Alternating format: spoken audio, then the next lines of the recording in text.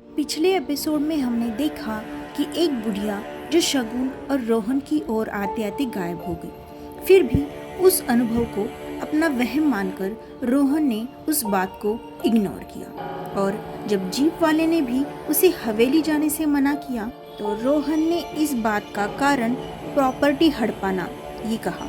उसके बाद तेज हवाएं चलने लगी और फाइनली रोहन और शगुन हवेली को देख पा रहे थे। अब देखिए आगे। बाहर तूफानी हवाएं और गहरा सन्नाटा था।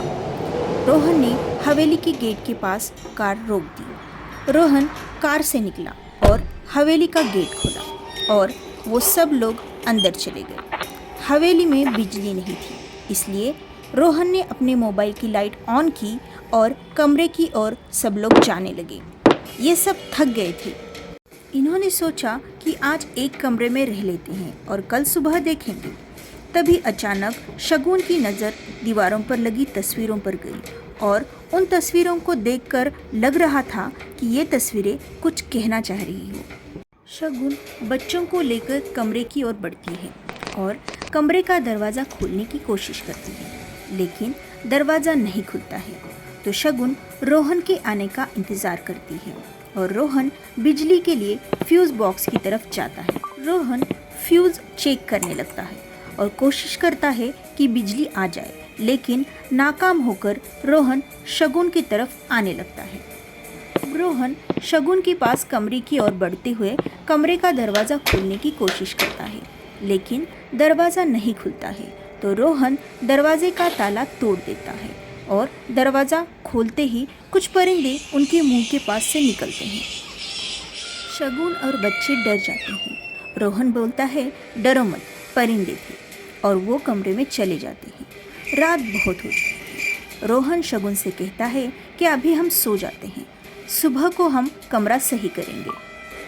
शगुन नरम लहजे में हाँ बोलकर अपना सर हिलाती है और सब सो जाते हैं। बाहर तेज तूफानी हवाएं चल रही होती हैं और हवाओं से खिड़की का दरवाज़ा खुल जाता है और शगुन डरकर उठ जाती है।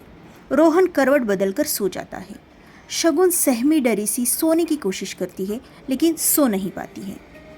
शगुन उठकर खिड़की के पास जाती है और खिड़की को बंद कर देती है और फिर वो सोने की कोशिश करती है तो अचानक ही फिर से खिड़की खुल जाती है। हवा की वजह से अंदर रखी रोलर कुर्सी भी हिलने लगती है। खिड़की से हवाएं अंदर की ओर आने लगती है। सर पर रखा हुआ झूमर भी हिलने लगता है। शगुन की नींद उड़ जाती है। अचानक आदित्य नींद से उठ जाता है और चिल्लाता है, बचाओ बचाओ। शगुन उसको सीने से लगा लेती है और पूछती है, क्या हुआ बेटा?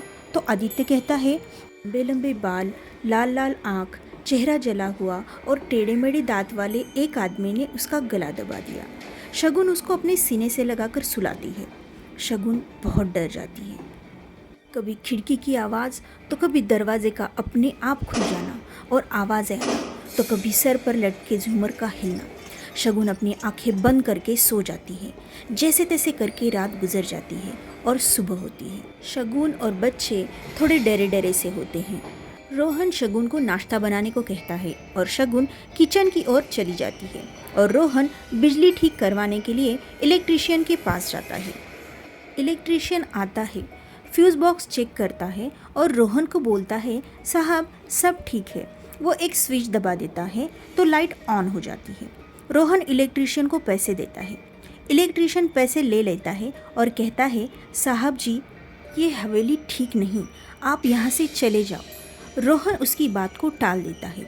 इतने में शगुन रोहन को आवाज़ देती है कि नाश्ता तैयार है, आ जाओ। नाश्ता तैयार करके शगुन टेबल पर ले आती है। सब लोग नाश्ता करते हैं। नाश्ता करके बच्चे खेलने के लिए बाहर गार्डन की तरफ चले जाते हैं। शगुन और रोहन साफ सफाई में लग जाते हैं। सब लोगों की बातों को इग्नोर करके क्या रोहन सही था? क्या सच में उस हवेली के बारे में बोलने वाले लोग झूठे थे? हवेली में आने का रोहन का डिसीजन क्या उसकी और उसकी फैमिली के लिए सही था? जानने के लिए सुनते रहिए पुरानी हवेली।